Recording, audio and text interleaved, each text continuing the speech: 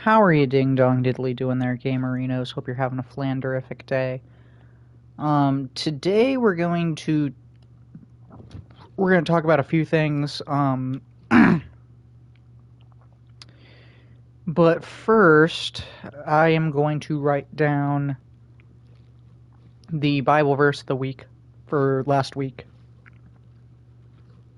Because it's not that I forgot to do it, but it was just we were running kind of long, and, I figured...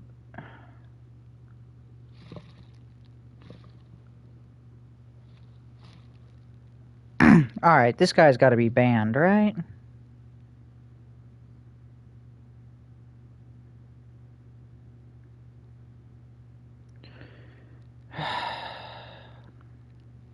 Great, alright.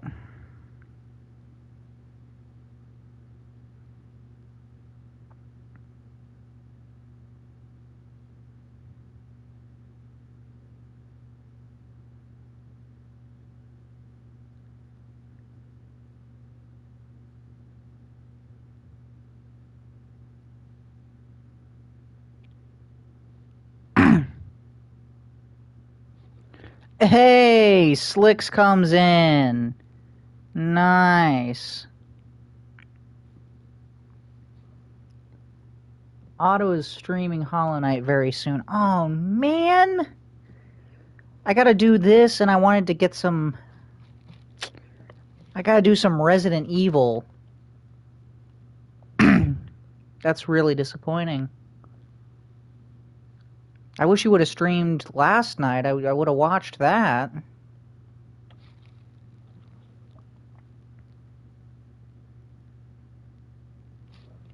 But yeah, let's go ahead and get this Bible verse down. And we have a lot to talk about.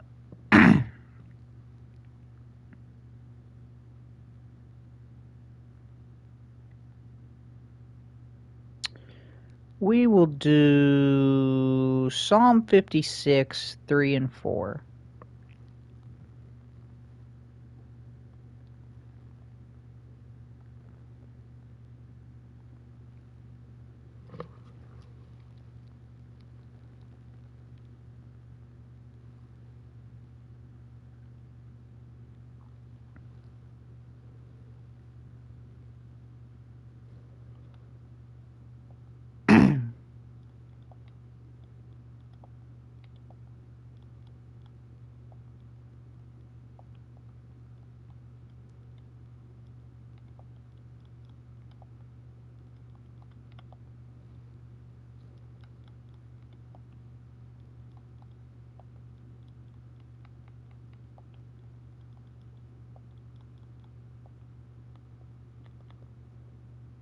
There, that just lets me see it a little bit.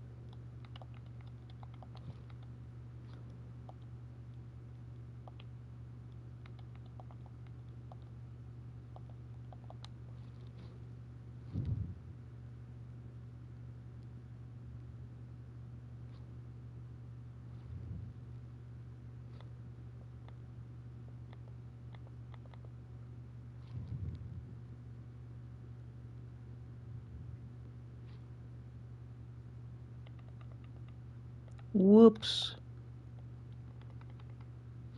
I was gonna say that doesn't make any sense.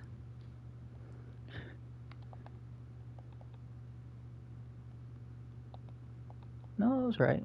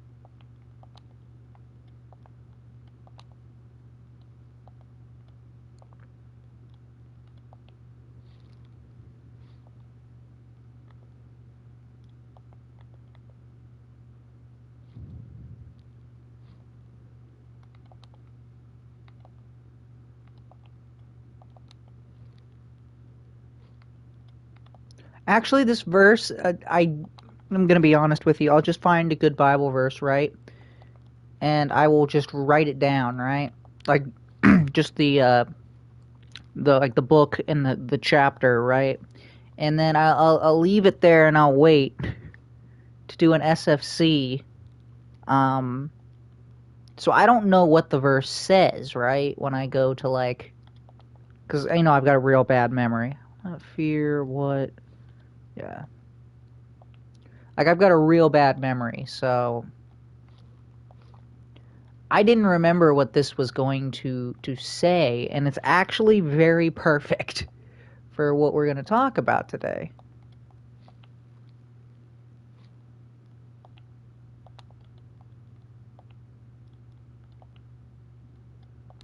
Even though technically this is from last week and not today.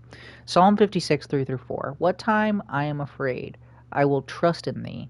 In God I will praise his word. In God I have put my trust. I will not fear what flesh can do unto me. And this one was... Oh, love that one. Nope.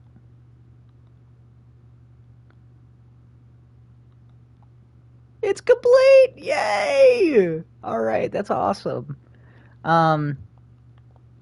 So anyway, what we're going to be talking about this episode is the prosperity gospel. So I watched this video that Steven sent me. It's a documentary called The American Gospel. And it was a really very good documentary. I would highly recommend that you go out and watch it. Because you should know your enemy. Know your enemy. I think Sun Tzu may have said that. But yeah, you need to know your enemy. And the American gospel, the prosperity gospel, whatever the fuck you want to call it, what was it? Say it, take it Bible. Like, yeah. Yeah, you should know that heresy. You should know that heresy so that when you hear it, you can point and go, "Oh, that's heresy." So essentially there's a lot of different, it's like it's a heresy smoothie. They take a bunch of like small heresies, right? And they blend it up into one big juicy heresy. Okay? So for example, one of them, and this one, it actually gave me goosebumps. Just my body had a visceral response, like, oh, this is some satanic bullshit right here. This, like, literally, I'm not being dramatic. Like, yes, I got goosebumps because it was like, yeah, my body was telling me, like, yeah, this is some satanic evil bullshit. So basically, I forgot who said this. It might have been Joel Osteen. Or the Bethel Church guy, or I forgot his name. He's some old head from Fort Worth. Actually, I don't think it was him, but regardless, they said that Jesus was not God,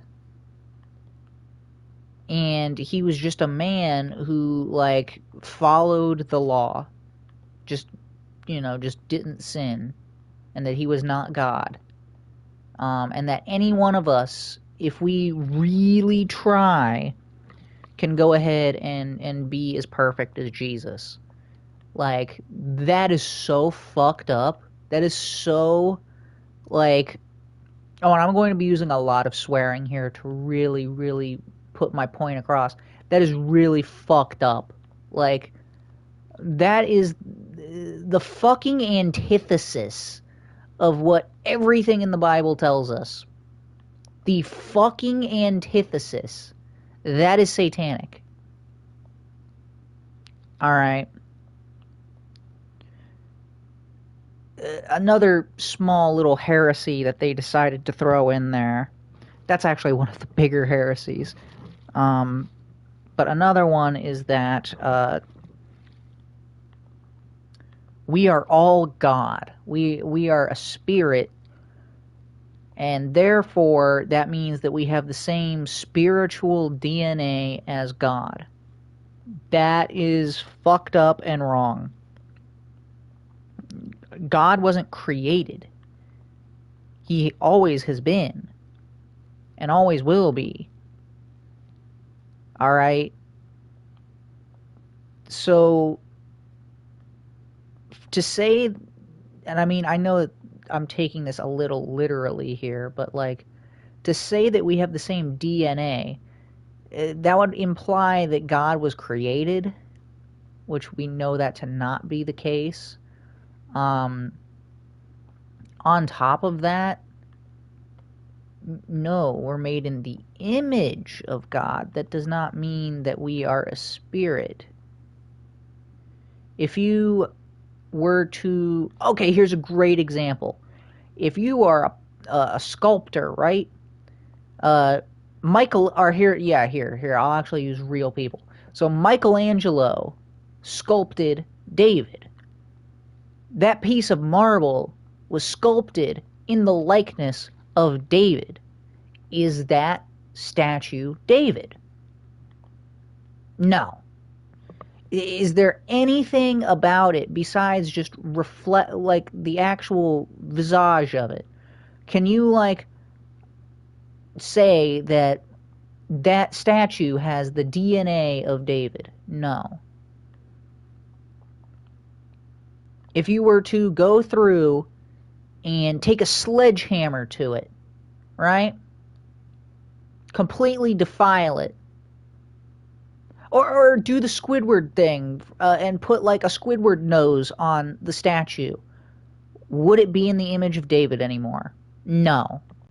Alright? So, same thing with humans. If the only thing that makes us in the image of God is the fact that we have a soul. Alright? That is what sets us apart. That and... Well, that's what sets us apart from the animal. Sorry, I'm thinking of a totally different discussion I was having with Steven off stream, which we might actually do on stream, because it's every time we have it, it's really very interesting, because we come from two different points of view on the topic, which is evolution versus creation. I tend to be on the evolution side, and he tends to be on the literalist side of Christianity. But yeah, so that might be some interesting content here. But I can tell you right now, we are 100% on board. Like, we believe the exact same thing about this bullshit, the prosperity gospel. Name it, claim it is the other one. Yeah, name it, claim it. We are on board. That is heresy and bullshit. As is anyone who actually picks up the Bible and is like, I'll give this thing a read. Yeah. No, it's so fucked up. Yeah, again, the reason that we're in the image of God is that we have a soul. Okay? Does that make us God? No. Absolutely fucking not. You'd have to be pretty fucking stupid to come to that conclusion. Well, I'm not calling everyone who, like, listens to that stupid, because you're being brainwashed, alright? By a charismatic, stupid person. Either that, or a charismatic grifter, which is more likely. But then again, they're also, besides being grifter, they are pretty stupid, because there's not a whole lot of things that I would say, like, oh, I know for certain you're going to hell. Because again, like I always say, that's God is the judge on that, and, you know, you can't know what God knows, because, you know, God knows everything, and he's perfect, and we are not perfect. But these guys I know are going to hell. 100%. 100,000,000%. Also, really weird, my light flickered as I said that. Like, full on, started going dark and then just came back on. That's freaky. But yeah, no, like I said, God is perfect. We can't know everything that God knows because, again, we're not perfect. We're not omniscient. But I know those guys are going to hell. Because what they're doing is actually, factually leading people astray with confirmable heresies that they have to know are heresies. Again, like I said, the whole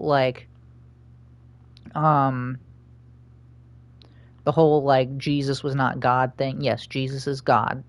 100,000,000,000,000,000%, because the whole thing would not fucking work if Jesus was not God. The whole thing would be for fucking nothing. We might as well throw in the towel and go home. You might as well just go off and do whatever the fuck you want. You know, you might as well just ignore all of this. Ignore all of religion if Jesus was not God. That's the whole point. It's the whole point. The whole point of the fucking Bible, the whole point of the fucking Old Testament is to show us, hey, look, we as people suck. We are awful. We are terrible. We are horrible people who can't do anything right. The whole point of the New Testament is showing that God saw that and was like, I'm going to go down there and do it for them because they're too inept to do it. And I love them and I want to save them. So I'm sorry, that steams my hams. It steams my hams real bad. It's just like, again, I would say you've missed the point, but you weren't trying to get the point. You were trying to get money. And they also want to, they fucking, of course, as it's called the prosperity gospel, they have to say that, like, God wants you to be rich and healthy and all of this stuff. And,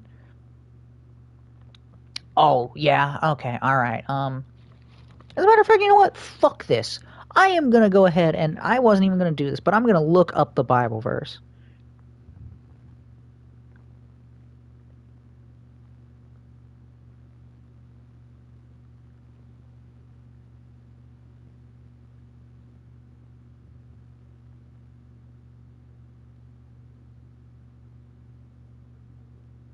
All right, well, here's a good one.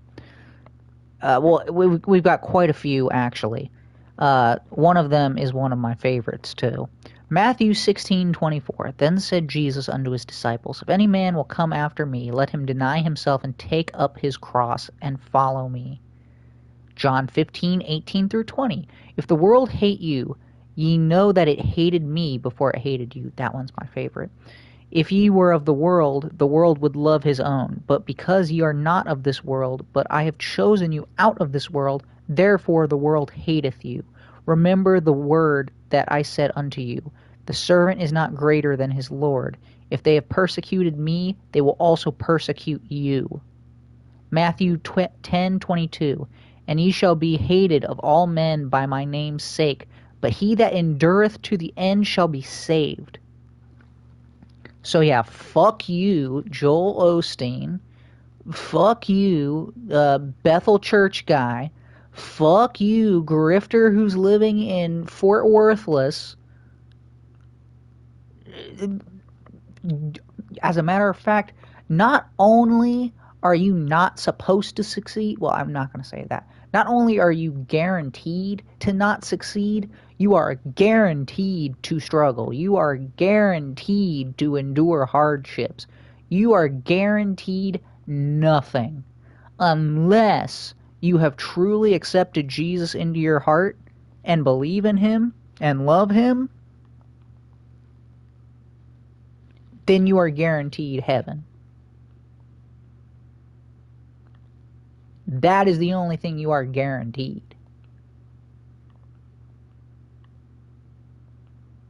You are guaranteed. As a matter of fact, I'll even go a step further and say you are guaranteed suffering. You are guaranteed ailments. You are guaranteed the chance at being poor.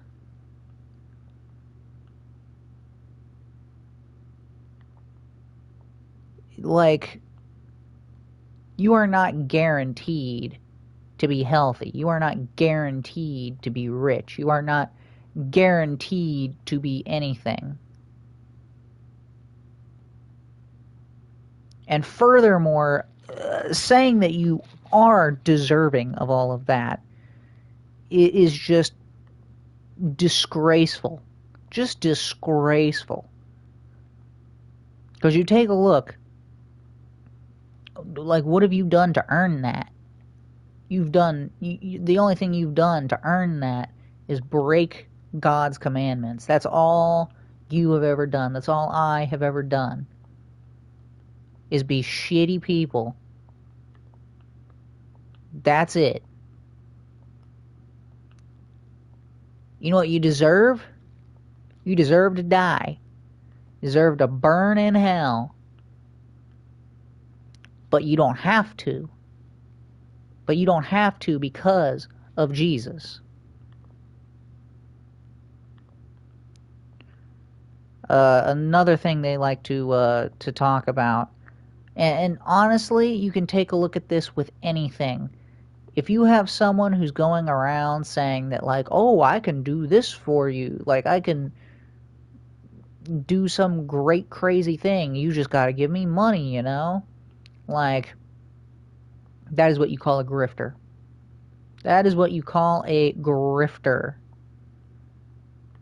And that's what a lot of these dudes like to do. They like to grift. That's all they're really very good at, is grifting. Oh, you've got polio?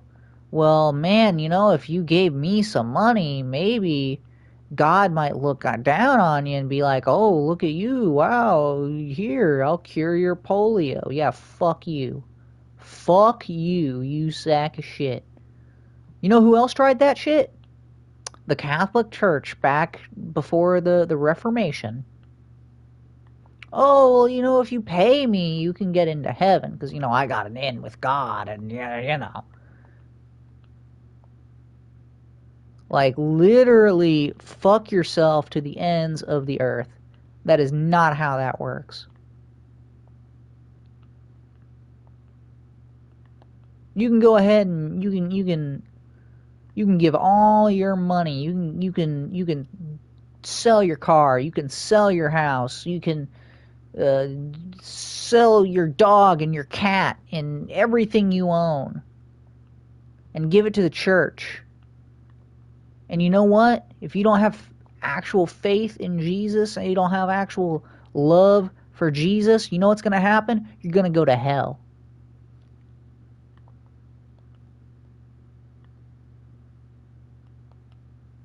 There's no pay your way. Heaven is not pay to win.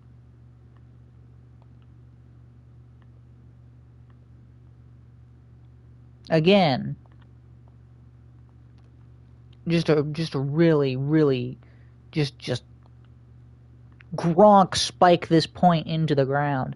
There is nothing you can do. Absolutely nothing. If heaven came down to us being able to do something, like, park X amount of cars for the church, sing X amount of hours, we would all fail.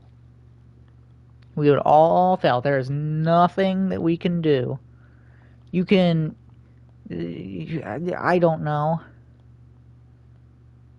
You can wake up every morning, go to your pastor's house, cook him breakfast, wake him up, polish his shoes, buy him a new set of clothes, drive him to church, tell him he looks fabulous, stay after, help him clean up, clean up the church, drive him home, cook him dinner, all of that. You can do all of that every day of your life. You can give away every cent you ever owned to the poor. You can... I don't know. I don't even know. You can do all of it and more, and it won't be enough.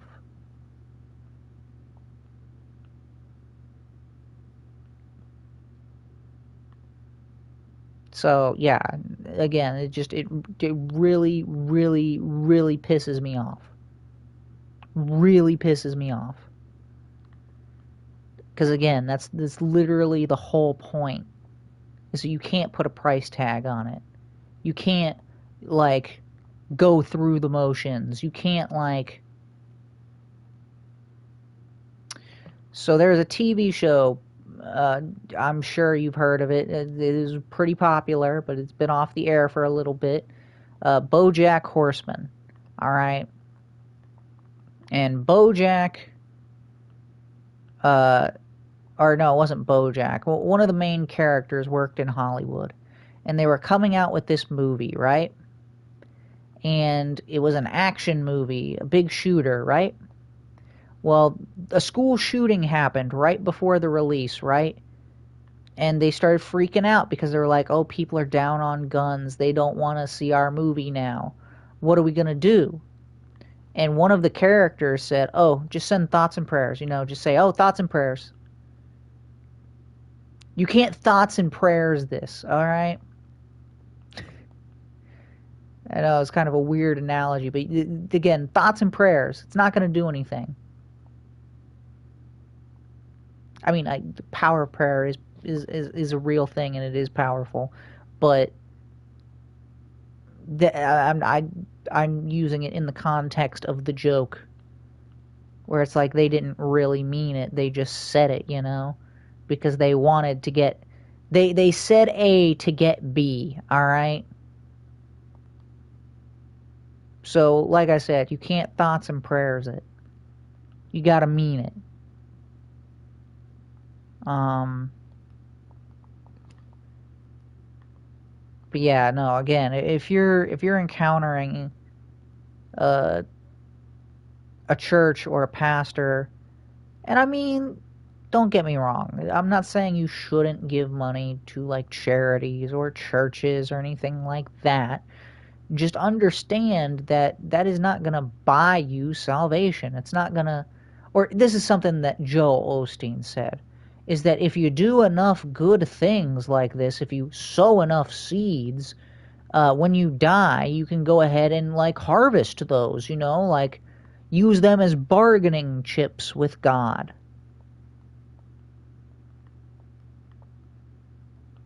And honestly, that sounds dumber than he looks. That sounds dumber than he looks. Alright? You can't go through and like use bargaining chips on God. Like, oh, here, I helped this old lady cross the street this one time. Well, I gave $5 to the church, so is that gonna get me out of hell? No. Absolutely not. Now, if you're a Christian, and you actually believe in Jesus, and you understand that he is God who came down here as man, set aside his divinity and to serve, you know, and then ultimately die for us, then you're going to get to heaven. God is going to judge you.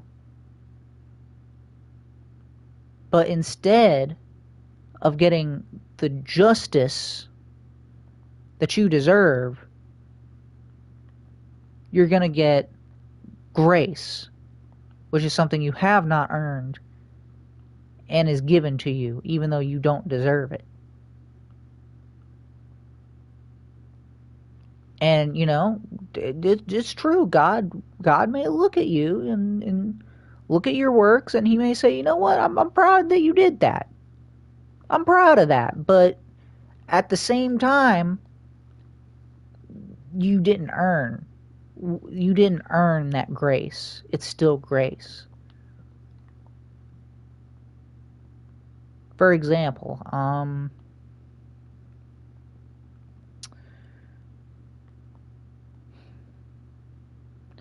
I could be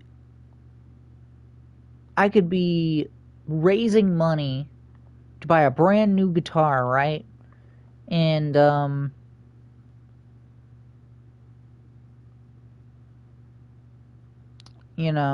I don't know.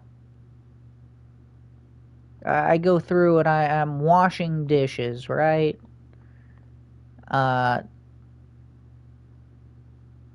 And I go ahead and I wash the dishes, and then I go and I put the dishes away, right?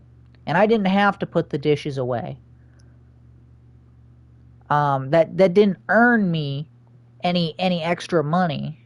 I mean, I guess not a great example because I'm literally saying you're earning, but putting the dishes away didn't earn you anything. But the person you're working for might be like, oh, wow, that's cool. I thank you for doing that. You're not getting any extra money for having done it, but, they can be like, oh, that was cool of you. That was a cool thing you did. I imagine it would be probably something like that. God might look at, he's going to see everything you've done. Good, bad, ugly. He's going to see it all. So, yeah, when Jesus is like, hey, that one's with me, I know him, you might get a little, you know what? Well done, my good and faithful servant.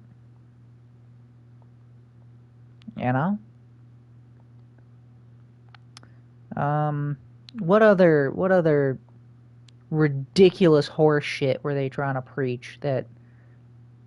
I mean, I think I got the ones that really steamed the one that still just upsets me so much is the Jesus was not God, or that we are God. It's like I thought we got rid of Gnosticism like centuries ago. I thought we got rid of Gnosticism centuries ago, but it's back. And apparently cooler than ever, which is stupid because it's not cool, it's stupid. It's bad and you should feel bad. Yeah. But yeah, no, this was brought up in the documentary, and I don't think it's like it's a very good point, and I don't know if it's entirely necessary, but I'm gonna bring it up anyway, just to really like nail home all of this point, like all of these points that I've kind of been making. So take a look at the 10 Commandments, and it's like, have you lied before? Have you stolen? Have you like idolized something? I mean, yes, everyone should easily be able to say yes to all 3 of those. Well, guess what? If you said no to 9 of the 10 Commandments and yes to one of them, guess what? You're still going to hell. Without Jesus, of course. I'm just saying, without Jesus. That is why, again, and it could be, you could, I mean, I know this is like not possible, but I'm just gonna say it anyway. You could lie once in your entire life and do literally nothing wrong. You could obey the law to the T. You'd still go to hell because you still broke the law one time.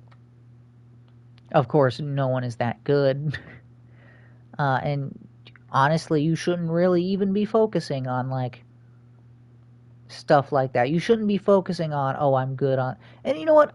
I'll even admit I'm guilty of this. I'll take a look and I'll be like, oh, well,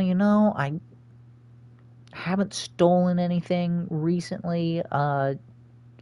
You know, I try not to tell any lies and like all of this, and it's like, but it doesn't matter because I've done it in the past, you know?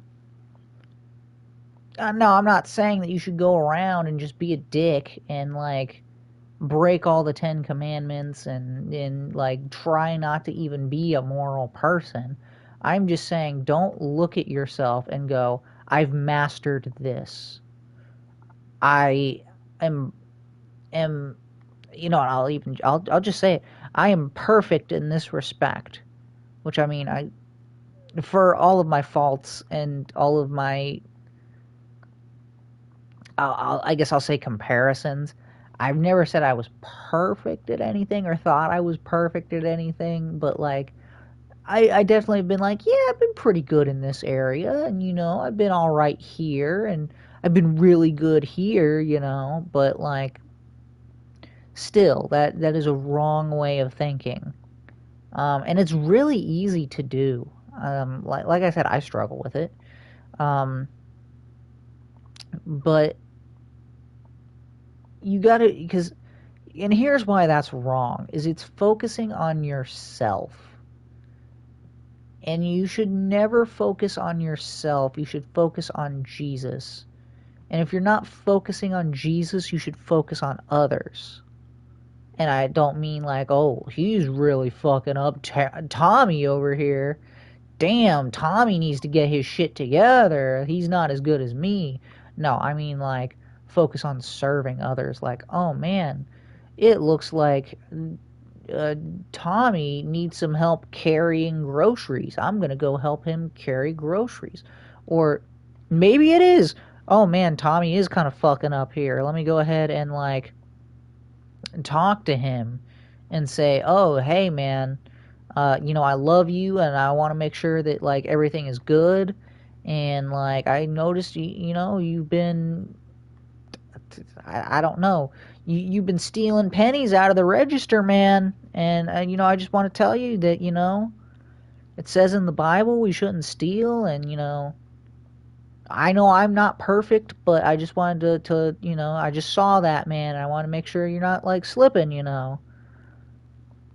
Like, that's what I mean. Not like going through and like trying to compare yourself to them. Because again, comparisons will get you nowhere.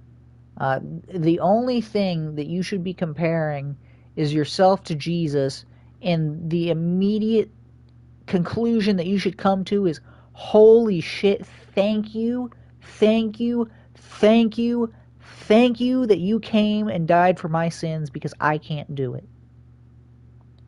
That should be the only conclusion that you come to. Because again,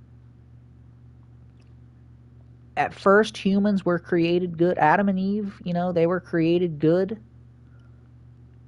And pure. I won't say perfect, but I'll say pure. They were pure. And then temptation entered the world through Satan. And we have been evil ever since. We have been evil ever since, and again, without Jesus, there's no hope for a single one of us. And that is why he is so important. Was there any other heresies that they mentioned that I feel like I need to, I just really wanted to, oh yes, if your pastor is talking about me, or you, I mean, I guess if he's talking more about you, and he's talking definitely more about himself than he is talking about Jesus, run away. I mean, there's nothing wrong with like Here's a great example. When I was telling you about how, like, it's easy for me to do comparisons. That's not a bad thing to, like, use yourself as an example. But when you make the entire thing about yourself, or he makes the entire sermon about you as the listener and what you need to do, that is when you run into problems, because it shouldn't be you or me, it should be Jesus. Jesus came. Jesus died. Jesus is perfect. The main part of you and me is that you and me need Jesus. Yeah.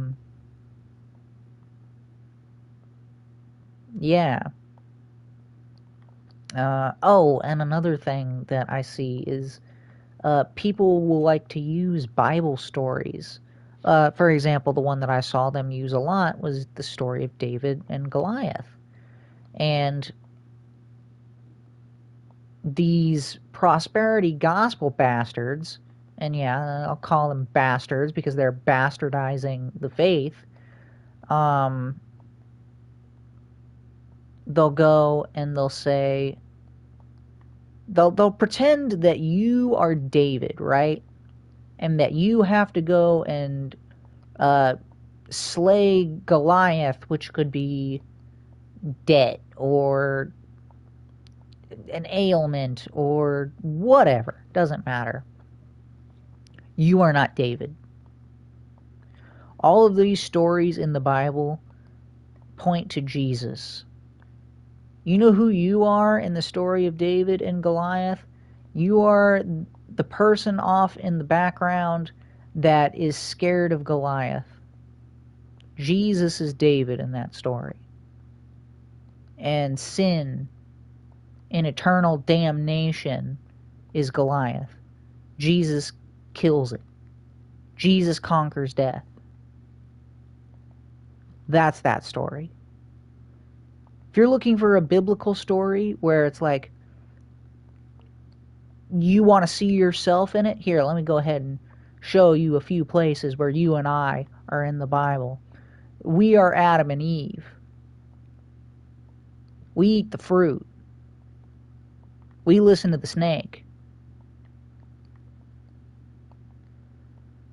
We are the Israelites wandering around in the desert, constantly fucking up, doing stupid shit, even though God goes and has proven himself over and over and over and over again, and we can't get it through our thick fucking skulls. That is you and me. We are Jacob wrestling with God. Giving it all we got, and God is just like, I'll go, all right. You can do this all you want, I'm not getting tired. You're not doing anything. I'll let you have fun. That's us. And worst of all, you and me, we are the people that are saying crucify him. That's you and me. We're saying crucify him.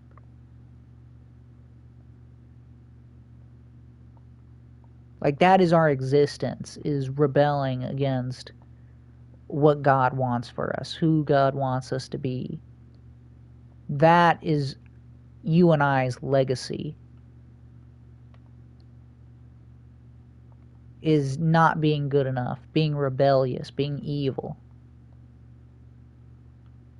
It is only through Jesus that we can be absolved of that.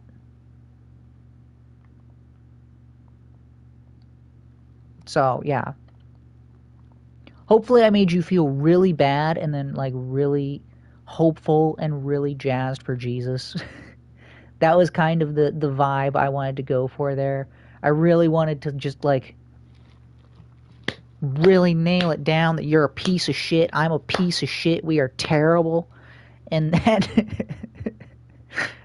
and that no matter how good we are, we will never be good enough, because truly there's only one person who has ever been good, and his name is Jesus. And then I hope that I made you feel hopeful, because it's like, you don't need that death sentence, though. You don't have to serve that if you love Jesus. And then just really jazzed for Jesus, because again, we don't have to die. We don't have to go to hell. We don't have to get what we deserve because of Jesus. So, yeah. Yeah, we'll read this one more time, and then, or actually, you know what? First, let me go ahead and grab, oh no. I'm out of rockets. Give me a sec. I'm gonna go get another book. And then we're gonna do another Bible verse, and then, oh wow. I have so many fish in my inventory. What the fuck?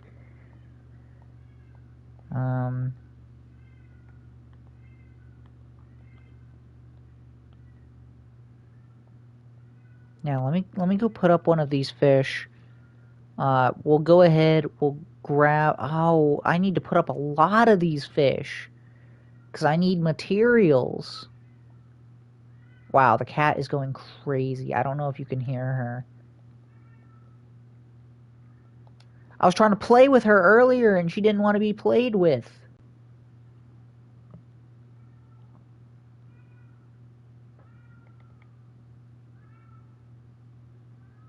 I'll have to go down there and see her at the end of the stream. Oh, no. I didn't want to activate my elytra. Holy, this cat is just insane. Okay, good. My brother's going to go give her loves and attention.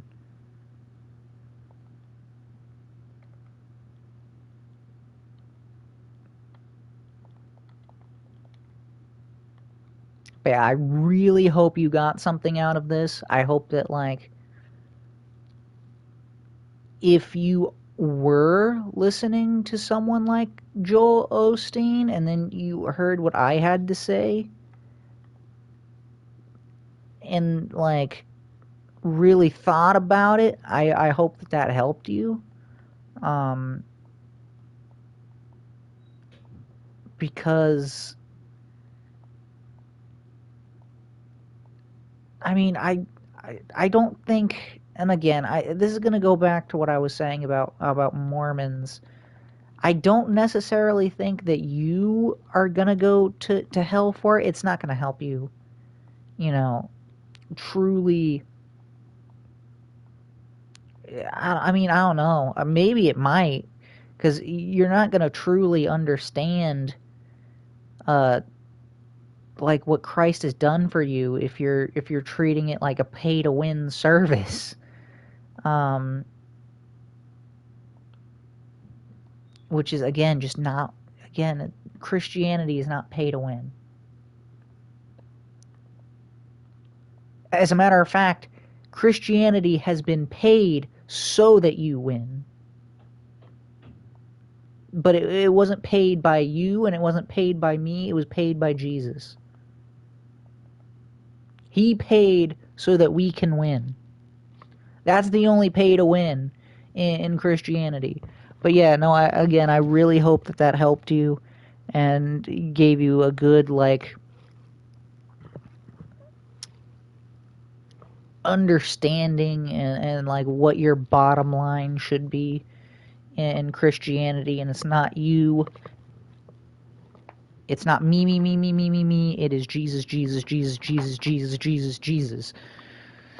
All right, so Psalm 56, 3-4. What time I am afraid, I will trust in thee. In God I will praise his word. In God I have put my trust. I will not fear what flesh can do unto me.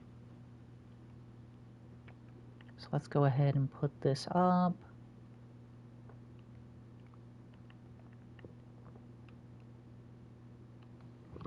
Oh, whoops, oh. I'm just making a mess. I'm a mess. As a matter of fact, speaking of Trump, I'm going to be honest, I was a little a little scared to see an answer that he gave. He was talking about why he would need to repent because he tries to live a life where he doesn't need to repent. And it's like, that, you know, I love you, Trump, but no. That is just so wrong. Like, that is just, no. Then again, that's been a long time ago. So I hope that maybe he has, like, grown since then. And he has a lot of very strong Christians around him. And I mean, including Charlie Kirk, who was, I think, the poster child for, like, I mean, his theology. His theology is the poster child for what you should strive for. You know? Again, I'm not going to say he's perfect, because no. The only perfect person is Christ. But, like, I haven't heard a single thing Charlie has said where I would be like, I don't know about that, or like, that's some questionable theology.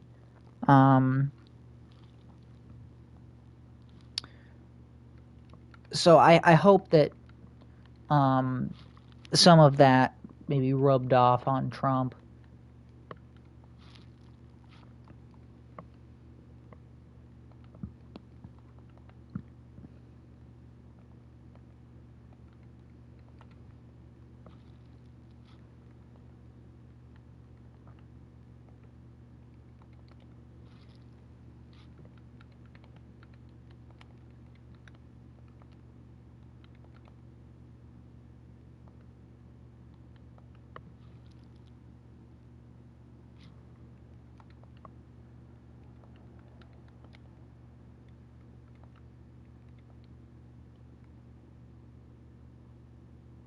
You know what, actually, I like this verse, but we're not going to do this one. Well, of course I like it, that's why I wrote it down. We're going to do one that's very applicable, as a matter of fact, that we actually, like,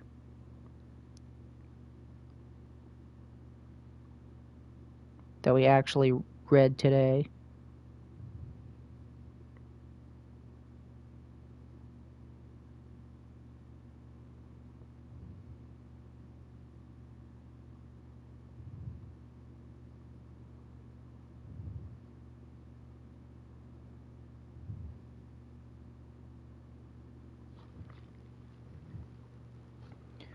And again, this is like one of my favorite verses.